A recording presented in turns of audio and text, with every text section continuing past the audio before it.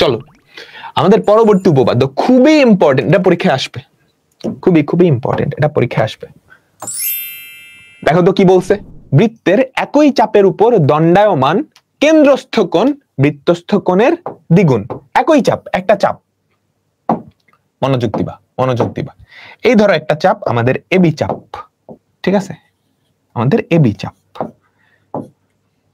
কেমন, আমাদের একটা চাপ এবি। আচ্ছা আমরা বৃত্তস্থ কোণের ক্ষেত্রে দণ্ডায়মান দেখছি, কেন্দ্রস্থের ক্ষেত্রে কিন্তু একই কথা। হ্যাঁ বুঝছো, এই যে দেখো এই চাপের উপর দণ্ডায়মান কেন্দ্রস্থ কোণ কোনটা, কেন্দ্রস্থ কোণ কিন্তু একটাই, কেন্দ্রস্থ কোণ কিন্তু একটাই, বৃত্তস্থ কোণ ইচ্ছা মতো হইতে পারে, বুঝছো, কেন্দ্রস্থ কোণ একটাই, বৃত্তস্থ কোণ ইচ্ছা মতো হইতে পারে। এটার উপর ধরো এই একটা বিন্দু সি, সি এই যে বৃত্তস্থ কোণ, এই যে বৃত্তস্থ কোণটা, কেমন, তাহলে আমাকে কি প্রমাণ করা লাগবে বলতো, কি প্রমাণ করা লাগবে? সুন্দর হয় নাই, একটু সুন্দর করে আঁকাই, সিটা একটু এদিকে দিয়ে দিই, কেমন, আচ্ছা এই তো বেশি উপরে উঠে গেছে। এই ধরো বৃত্তস্থ একটা বিন্দু, তাহলে আমাদের বৃত্তস্থ কোণ কোনটা, এসিবি, কেন্দ্রস্থ কোণটা এওবি, এওবি, ঠিক আছে, তোমরা সবাই বুঝতে পারছো, বুঝতে পারছো? কি প্রমাণ করতে হবে, কি প্রমাণ করতে হবে, প্রমাণ করতে হবে যে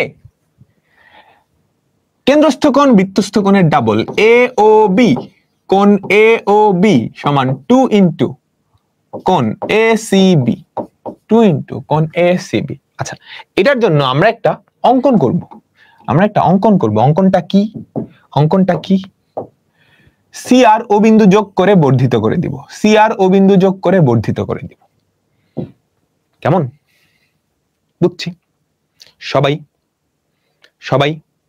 আচ্ছা তুমি আমাকে একটা কথা বলো তো, দেখো লজিক, একটা ত্রিভুজ তৈরি হয়েছে না, এই ত্রিভুজটা, ত্রিভুজের দুইটা বাহু সমান হলে তাদের বিপরীত কোণগুলো সমান না, ত্রিভুজের দুইটা বাহু, আমাকে বলো এই যে ত্রিভুজটা, এই যে দুইটা ত্রিভুজ, তাদের এই বাহু আর এই বাহু সমান, তাহলে আমি বলতে পারি না এই কোণ আর এই কোণ সমান, ঠিক আছে, তুমি কি বুঝছো, তুমি কি বুঝছো? এইটা বলো তো বহিস্থ কোণ না এই ত্রিভুজের বহিস্থ কোণ না,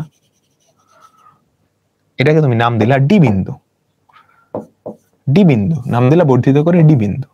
আমাকে বলো তো এওডি, এটা এই ত্রিভুজের বহিস্থ কোণ, এই যে এই ত্রিভুজটার বহিস্থ কোণ, প্রথম আবার আবার আবার আবার এই যে এই ত্রিভুজটা, এই বাহু আর এই বাহু সমান কেন, একই বৃত্তের ব্যাসার্ধ, কেন কেন কেন, একই বৃত্তের ব্যাসার্ধ, দুইটা বাহু যদি সমান হয় তাদের বিপরীত কোণ দুইটা সমান, তাহলে এই কোণ আর এই কোণ সমান। আচ্ছা এটা কি এই ত্রিভুজের বহিস্থ কোণ না, তো ত্রিভুজ এ ও সি, এ ত্রিভুজ এ ও সি এ তুমি কি লিখতে পারো কোণ এ ও ডি, কোণ এ ও ডি, কোণ এ ও ডি সমান কোণ ও এ সি, কোণ ও এ সি প্লাস কোণ ও সি এ। তাহলে দেখো তো কোণ A O D, O A C আর ও সি এ দুইটা সমান, আমি এই কোণটা লিখি, এটা লিখি, দুটাকে এটাতে কনভার্ট করি, তাহলে 2 ইন্টু কোণ ও সি এ না,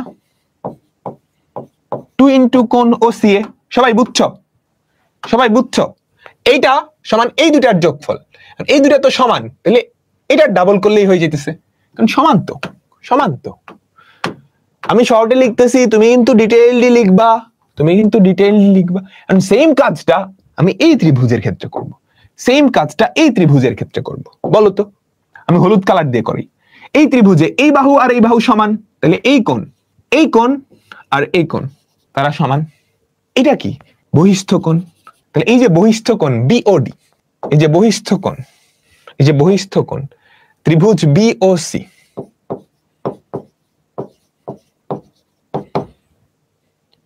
কোণ বিওডি ইকুয়ালস টু কোণ ওবিসি প্লাস কোণ ওসিবি, কোণ ওবিসি প্লাস কোণ ওসিবি। আচ্ছা ওবিসি ওসিবি তো সমান, তাহলে আমরা 2 ইন্টু ওসিবি লিখতে পারি, কোণ বিওডি সমান 2 ইন্টু ওসিবি। তুমি বুঝতে পারতেছো কেন এই দুইটা কোণের ডাবল হিসেবে লিখতেছি? যোগ করে দিলেই কাজ শেষ, যোগ করে দিলেই কাজ শেষ। এটা আমাদের ধরো 1 নাম্বার, এটা আমাদের ধরো 2 নাম্বার। এখন 1 আর 2 তুমি যোগ করে দাও, 1 প্লাস 2, তাহলে কি থাকে আমাকে বলো তো? এওডি প্লাস বিওডি সমান 2 ইন্টু কোণ ওসিএ প্লাস কোণ ওসিবি। দেখো তো এওডি প্লাস বিওডি, এওডি এই যে এওডি, এই যে এওডি আর বিওডি যোগ করলে কি হয়? এওবি, আমাদের সেই কেন্দ্রস্থ কোণটা এওবি। আর ওসিএ ওসিবি, ওসিএ ওসিবি যদি যোগ করো তাহলে কি হয়? এই বড় কোণটা হয়ে যায় না? OC ACB. প্রমাণিত, প্রমাণিত। বুঝছো সবাই? সহজ না? সহজ তো। মুখস্থ করার কিছু আছে, মুখস্থ করার কিছু আছে। এখানে ডিটেইলডে লেখা আছে, ডিটেইলডে লেখা আছে প্রমাণটা, জাস্ট দেখে নিবা। মেইন কনসেপ্টটা বুঝো, তারপর প্যারা নেই।